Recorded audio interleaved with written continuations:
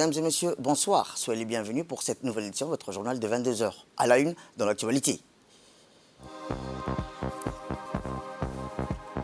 À la une, dans l'actualité nationale, le président de la République exprime sa solidarité et compassion au roi Mohamed VI du Maroc. Et enfin, dans l'actualité internationale, le sommet du G20 ouvre ses portes en Inde aujourd'hui. C'était les titres. Merci à si vous nous rejoignez. Eh bien, je vous le dis dans le titre, le président de la République, son Excellence Ismaël Omar Guelleh, a exprimé ses condoléances attristées et l'assurance parfaite de sa solidarité au roi du Royaume du Maroc, Sa Majesté Mohamed VI, dont le pays déplore plusieurs centaines de victimes et un nombre élevé de blessés suite au tremblement de terre dévastateur qui a eu lieu hier soir dans la nuit de vendredi à samedi dans une localité voisine de la ville de Marrakech. C'est dans l'effroi et la consternation que j'ai appris la triste nouvelle, a écrit le président Guelleh dans le télégramme de condoléances envoyé au roi Mohamed VI. Le peuple et le gouvernement de Djibouti s'est joigné à moi pour manifester leur sympathie et compassion au peuple frère du Maroc, a noté le chef de l'État dans le même document. Puisse Dieu épargner à la nation sœur marocaine la récidive d'expériences aussi traumatisantes, a ensuite imploré le président Ismaël Omar Guelleh, réitérant sa foi en l'aptitude du royaume frère du Maroc à surmonter rapidement l'épreuve terrible de cette tragédie. Selon un décompte provisoire du ministère marocain de l'Intérieur, ce séisme de violence sans précédent a fait plus de 1034 morts et plus de 1204 blessés. Eh bien, le bilan ne cesse de s'alourdir. Le séisme d'une magnitude 7 sur l'échelle de Richter s'est produit dans la nuit de vendredi à samedi. Selon un dernier bilan publié par le gouvernement marocain, au moins 1037 personnes ont trouvé la mort dans ce puissant séisme qui a dévasté le Maroc dans la nuit du vendredi à samedi, provoquant d'énormes dégâts et sémant la panique à Marrakech et plusieurs autres villes. Et au moins 1204 personnes ont été blessées. Le Centre national pour la recherche scientifique et technique, basé à Rabat, a indiqué que le séisme était d'une magnitude 7 degrés sur l'échelle de Richter et que son épicentre se situait dans la province d'Al-Ouz, au sud-ouest de la ville touristique de Marrakech. Ont été particulièrement touchées les provinces et communes d'Al-Ouz, Marrakech, Ouarzazate, Azilal, Chicharouara. Et d'après les médias marocains, il s'agit du plus puissant séisme à frapper le royaume à ce jour.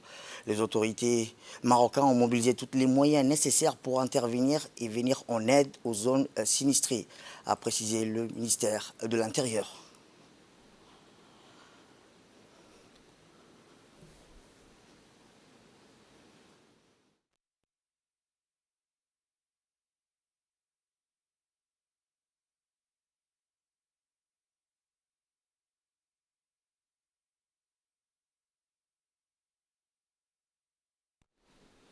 Eh bien, de notre côté, l'ambassadeur de Djibouti au Maroc, M. Mohamed Dour Hirsi, a confirmé dans une déclaration audio que tous les ressortissants djiboutiens vont bien et qu'il n'y a ni mort ni blessés à la suite de ce violent tremblement de terre survenu au Maroc. Il a expliqué que le royaume du Maroc a été touché hier soir à 23 h heure de Rabat d'un violent tremblement de terre, en particulier dans la ville de Marrakech et ses banlieues. Il a noté que l'ambassade de Djibouti était en contact permanent depuis le tremblement de terre avec des ressortissants djiboutiens au Maroc et qu'elle n'avait encore détecté aucun blessé ni décès à la suite de ce tragique incident. L'ambassadeur de Djibouti au Maroc a indiqué que des ressortissants djiboutiens, étudiants, des stagiaires et des militaires sont déployés dans une trentaine de villes au Maroc, soulignant que la grande majorité de ces villes n'ont pas été touchées par le tremblement de terre qui a frappé la ville de Marrakech et ses environs. M. Mohamed Dour Hirsi a également appelé les Djiboutiens à contacter leurs enfants et leurs proches au Maroc pour s'assurer de leur sécurité ainsi qu'à contacter l'ambassade de Djibouti au cas où il serait impossible de contacter leurs proches.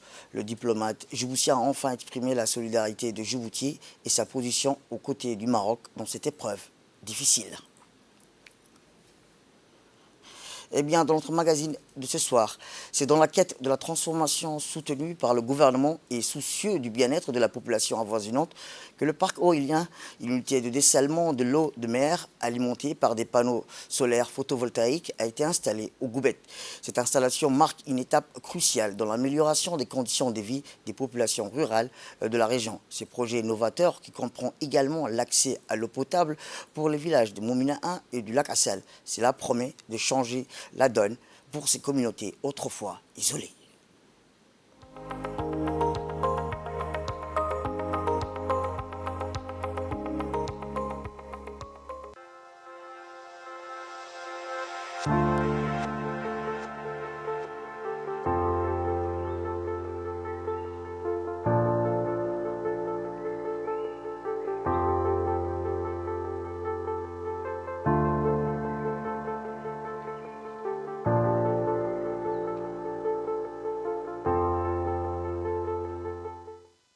Dans la quête de la transformation soutenue par le gouvernement et soucieux du bien-être de la population avoisinante le parc éolien, une unité de dessalement de l'eau de mer alimentée par des panneaux solaires photovoltaïques a été installée au Goubet.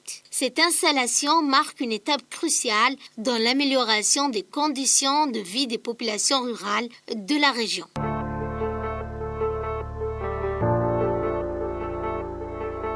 Ce projet novateur, qui comprend également l'accès à l'eau potable pour les villages de Moumina 1 et du lac Assal, et cela promet de changer la donne pour ces communautés autrefois isolées. Sur le volet social, bien que les poumons économiques et la zone spéciale de Goubet se développent de jour en jour, l'État ne voulait pas laisser aussi ses concitoyens en dehors de tous ces projets-là. Et la question cruciale qui revenait, c'était aussi l'une des doléances de la population à la dernière élection du président de la République en 2021. Les concitoyens de cette zone de Goubet nous avaient demandé ouvertement au président de la République une abondance de l'eau, parce qu'il y avait un manque d'eau, il y a une sécheresse, une zone aride. Le président nous avait donné instruction de trouver une solution ou de mettre une unité de dessalement sur le Goubet. C'était à point nommé et le projet éolien était en cours. Nous avions demandé à Ratsi Power et aux investisseurs concernés sur l'impact social de ces projets-là de nous faire une unité de dessalement pour pouvoir desservir en eau douce les gens de la région, les villages de Lakassal et les villages de Moumina 1 et Karta. Ce qui est aujourd'hui chose faite. Donc, Ratsi Power, dans sa responsabilité sociale, nous livrons 7000 mètres cubes d'eau par jour à la population qui vit aux environs du parc éolien avec une usine de dessalement alimentée avec l'énergie solaire. Et ça, c'est notre responsabilité sociale. Et à la population, aux écoles, aux dispensaires, gratuitement. L'eau potable est une source essentielle, mais dans de nombreuses régions éloignées, son accès reste un défi majeur grâce à l'unité de dessalement de l'eau de mer propulsée par l'énergie solaire. Les habitants de la région peuvent désormais avoir accès à de l'eau propre et sûre pour leurs besoins quotidiens. Cette avancée cruciale élimine le fardeau de la recherche de ressources d'eau sûres et réduit considérablement les risques liés à la santé.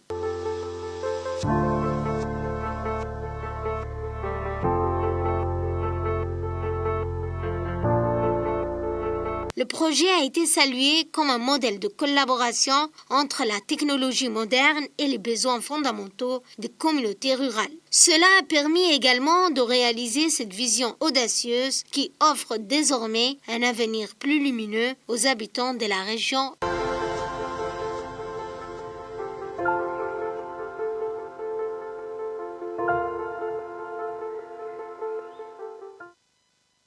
Alors que ce projet entre dans sa phase opérationnelle, il suscite déjà l'enthousiasme et l'espoir parmi les résidents des villages concernés. Les témoignages abondent sur la manière dont cette initiative a déjà commencé à transformer la vie quotidienne et à ouvrir de nouvelles perspectives pour l'avenir.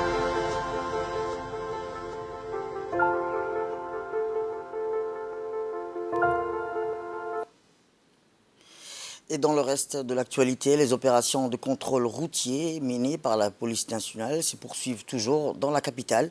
À cet effet, les hommes de la direction de la sécurité publique et des compagnies d'intervention ont été déployés sur les grands axes pour procéder à la vérification des pièces afférentes à la conduite et circulation des véhicules, tels que les papiers des voitures, les vitres teintées, le port du casque pour les deux roues, les contrôles d'alcoolémie ont été également renforcés dans les transports en commun, les taxis et à la sortie des établissements de nuit.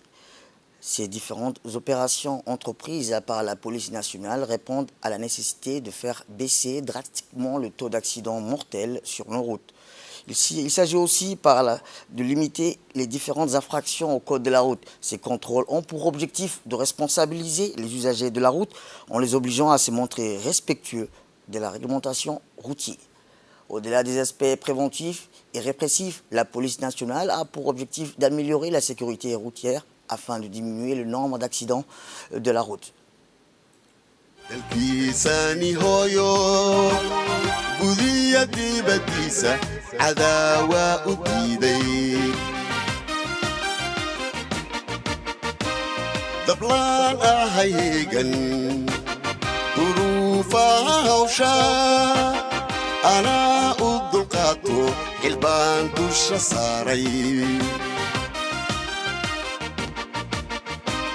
دبلان هيغن ظروفها وشا أنا الدلقاتو البان دوش صاري وحان هيدوبي دكيسة هجايا شروع ذات الكيسة دستور كإلاشا waxaan ahay duubi dadkiisa hagaaya shuruucda dalkiisa dastuurka ilaasha digtooni anaa leh dilaagiya tuuga damaaci shisheeye danayste ma yeelo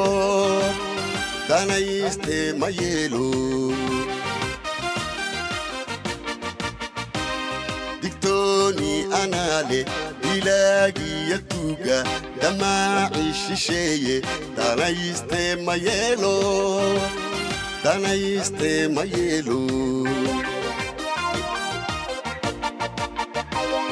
wixii nabadda diida dalkiisa nacaaya anaan kolna daynin dembiila ha dhaafin wixii nabadda diida dalkiisa nacaaya anaan kolna daynin dembiila ha dhaafin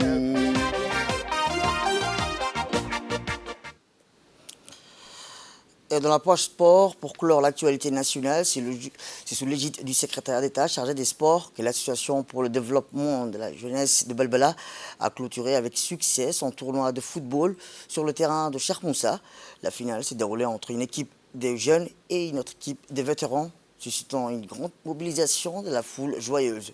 Cet événement remarquable a été honoré par la présence de plusieurs personnalités, dont le président de la commune de Balbala, M. Mohamed Hassan Saïd, M. Ahmed Ali, directeur général adjoint de l'ANPS, M. Issa Ahmed, gestionnaire du complexe sportif de Daï, ainsi que de nombreux responsables du ministère et locaux. Le président de la commune s'est réjoui de cette initiative de la réussite du tournoi. Et bien, à la fin du match, remporté par l'équipe des vétérans au tir au but, les participants ont été récompensés par des trophées et des médailles en reconnaissance de leur engagement.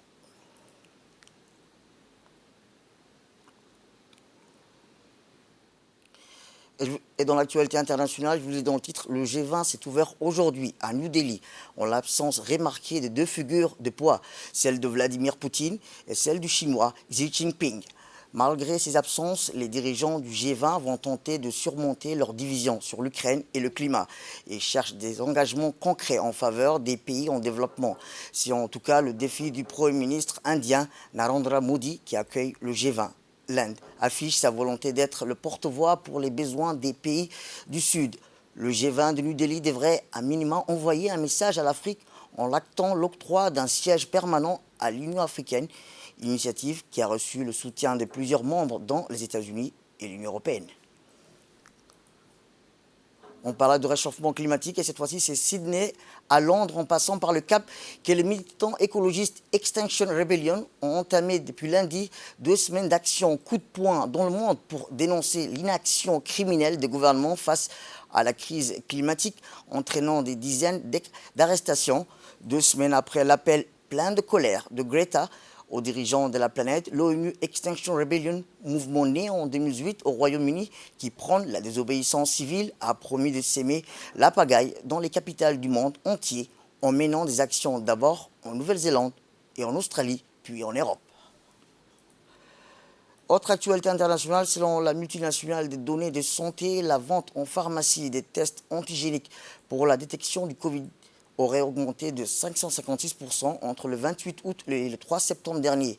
L'étude réalisée dans 6500 pharmacies relève que plus de 556 000 tests antigéniques ont été vendus dans toute l'Espagne, ce qui coïncide avec l'augmentation du nombre de cas détectés. Ces dernières semaines, les cas de Covid ont augmenté en Espagne. Selon les données du réseau de surveillance, les échantillons positifs dépassent ceux de la grippe ou du virus respiratoire, le VRS.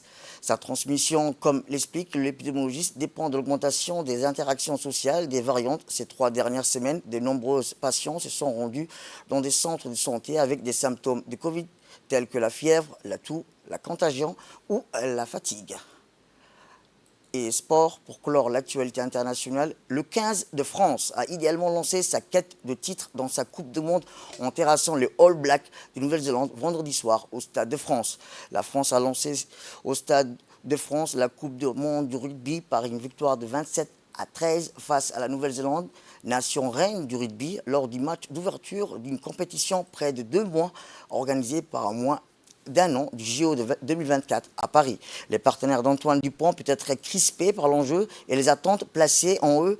Partout un pays converti au rugby, le temps d'une soirée ont été dominés durant une période par des All Blacks revanchards après 2 années d'errance. Mais grâce à leur domination, ont mêlé fermé l'une des bases du jeu et la précision dans l'exercice. C'est tout pour cette édition. Merci à vous de nous avoir suivis. Restez avec nous pour la suite de nos programmes télévisés. Le programme continue sur Télé Djibouti.